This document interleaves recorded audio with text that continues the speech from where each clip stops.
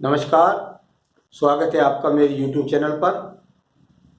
मैं बता रहा हूं आपको सूर्य रेखा के बारे में और सूर्य रेखा के किस किस प्रकार से क्या क्या फल होते हैं उनके बारे में। तो चलिए अब बताता हूं मैं आपको सूर्य रेखा के अन्य फलों के बारे में। मैंने आपको बताया कि अनामिका उंगली के नीचे यहाँ सूर्य पर्वत पर जो खड़ी रेखा होती है उस रेखा को कहते हैं सूर्य रेखा। इसके किस किस प्रकार के फल हैं मैंने बहुत सारी रेखाओं के द्वारा आपको अपने एपिसोडों में बताता आ रहा हूं। मैंने आपको बताया कि सूर्य रेखा पर यदि किस पर्वत से क्या क्या रेखाएं निकलकर कहां तक पहुंचे उनका क्या फल होता है। आज मैं बताने वाला हूं आपको किसी किसी व्यक्ति, आपको ये पता है कि अनामिका के बराबर में कनिष्ठा उंगली के नीचे बुध पर्वत और हृदय रेखा के बीच से निकलने वाली रेखा को बोलते हैं विवाह रेखा। ये मेरा अलग विषय रहेगा। विवाह रेखा के बारे में बहुत सारी चीजें हैं, परंतु विवाह रेखा को यहां से जाना जा सकता है। एक हो सकती है, दो हो सकती है, तीन हो सकती है। इनके क्या क्या फल होते हैं ये मैं आपको अपने विवाह वाले एपिसोड में बताऊंगा। यहां सूर्य रेखा से इस रेखा का क्या संबंध है ये मैं आपको बताने वाला हूं। यदि किसी व्यक्ति की विवाह रेखा आगे बढ़कर के और आपकी सूर्य रेखा को काट दे तो व्यक्ति के जीवन में, उसके वैवाहिक जीवन में आग लग जाती है। ये कारक अग्नि का है। यहां अगर विवाह की रेखा इतनी लंबी होकर के और इसको काट रही है तो व्यक्ति के जीवन के अंदर उसके विवाह विच्छेद हो जाएगा। दूसरी बात, इसमें बहुत छोटा सा फर्क को आपको ध्यान रखना होगा। अगर आपको ऐसा लगता है कि विवाह रेखा है और उसने यहां सूर्य रेखा को नहीं काटा है तो इस रेखा का फल इस प्रकार से जाने कि व्यक्ति का विवाह के बाद यदि काट न रही, काट दिया तो हो गया तलाक। यदि यहां से जाकर मिली, इस तरीके से मिल गई या इसको टच किया तो विवाह के बाद व्यक्ति का भाग्य उदय पत्नी के द्वारा होगा या पति के द्वारा होगा। व्यक्ति के जीवन में पत्नी का इतना बड़ा रोल होगा कि उसको प्रमोशन, प्रगति, उन्नति प्राप्त होगी। ससुराल पक्ष हो सकता है इतना मजबूत हो तो वो व्यक्ति को जीवन के अंदर तरक्की, उन्नति दिलाए। तो इस रेखा को पढ़ने के लिए बहुत ही सहज तरीके से आपको समझना भी अनिवार्य है। ये विवाह रेखा का फल यहां पर सूर्य रेखा से इस प्रकार से आप जान सकते हैं। कितने ही व्यक्तियों के हाथ के अंदर यहां से सूर्य रेखा होती है,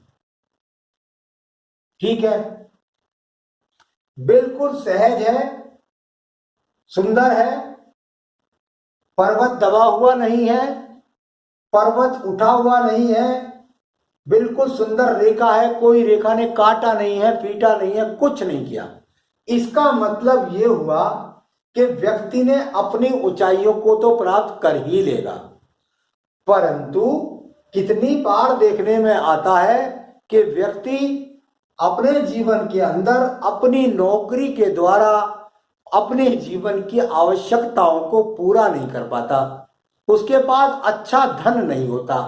तो उसके लिए यदि व्यक्ति के हाथ के अंदर भाग्य रेखा ना हो और यहां से एक सहायक रेखा इस रेखा में से निकल करके और शनि पर्व को चली जाए तो व्यक्ति अपने जीवन के अंतर्गत सरकारी नौकरी के द्वारा व्यक्ति धन की प्राप्ति भी करेगा। यहां से उसे मान सम्मान के साथ साथ इतना धन भी प्राप्त होगा कि व्यक्ति अपने जीवन की आवश्यकताओं को पूरा करेगा। तो यहाँ आपको ये भी देखना होगा कि इस पर्व से, इस रेखा से कौन सी रेखा का संबंध शनि पर्व को बनता है। अब कितने ही लोगों के हाथ के अंदर ये रेखा होती है कि व्यक्ति को यहां से लगेगा, फर्क जानिएगा रेखा का। अगर आपकी इस रेखा से छूती हुई या इस पर्व के नीचे से या कहीं से भी कोई शाखा और निकल करके आपके बृहस्पति पर्व को जा रही है, आपकी सूर्य रेखा से निकल करके व्यक्ति की रेखा बृहस्पति पर्व को जा रही है, इसका मतलब आप नौकरी भी करेंगे, आपको मान सम्मान भी मिलेगा, आपको प्रतिष्ठा भी मिलेगी। और निश्चित बात जानिए कि यदि व्यक्ति क्लरिकल से भर्ती होता है और ये रेखा निकल करके यहाँ पर मिलकर के और बिल्कुल साथ मिलकर के और बृहस्पति पर्व तक पहुंच जाए तो व्यक्ति अपने जो उसकी इच्छाएं होती है पद प्राप्ति को लेकर के वो पूरी होती हैं। इन रेखाओं में थोड़ा सा फर्क भी है। मान लिया ये रेखा यहां से टच होकर के नहीं चलती और सीधा सीधा इसमें से थोड़ी सी दूरी के बाद एक रेखा इस प्रकार से गई और उसने बृहस्पति पद को देखा, यानी कि यहां अगर देखता हूं तो इस रेखा ने यहां से और ये थोड़ा सा दूरी से हटकर है तो पर्वत के नीचे ही और यहां से उठ करके इन्हें बृहस्पति पद को देखा।